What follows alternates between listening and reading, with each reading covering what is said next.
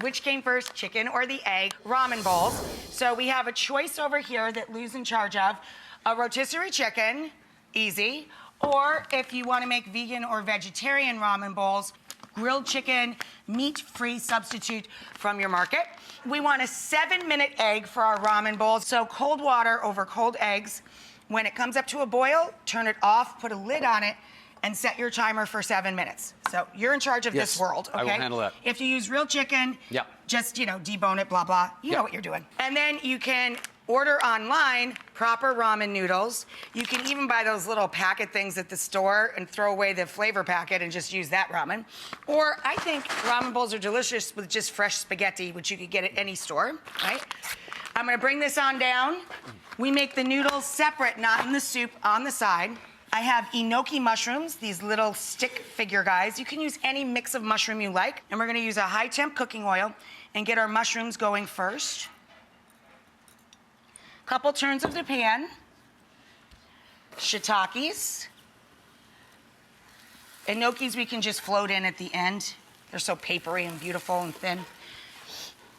We're gonna add ginger and garlic, they're best friends. Ginger, garlic, and scallions like to go everywhere together. They're like a little gang. So we've got our ginger, our garlic, our mushrooms.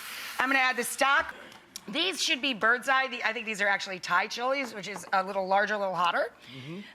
Little tiny chili peppers, 1 or 2. I love to throw into the ramen to literally clear you out, get things moving around, right? Absolutely. It's a natural expectorant, let's say.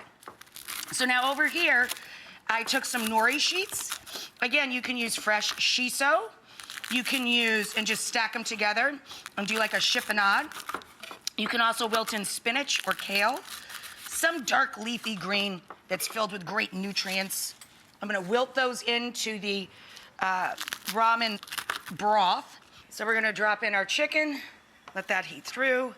We've got our seaweed in there, all the ginger and garlic.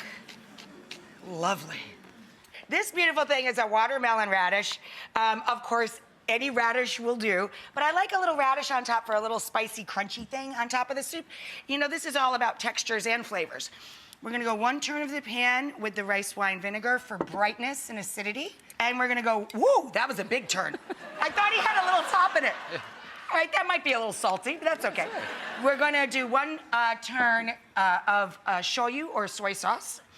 Or gluten-free soy sauce. This is smoked shoyu. I love this. And then for little sweetness, 1 turn of the pan with mirin, which is sweet rice wine. So now we take our beautiful chicken broth veggie combo, pour it down over the top. Lou, put an egg on each of these guys, please. May I garnish? Yes, please do, sir. And then throw some of those scallion greens, Lou, and some radishes on there, please. Fabulous.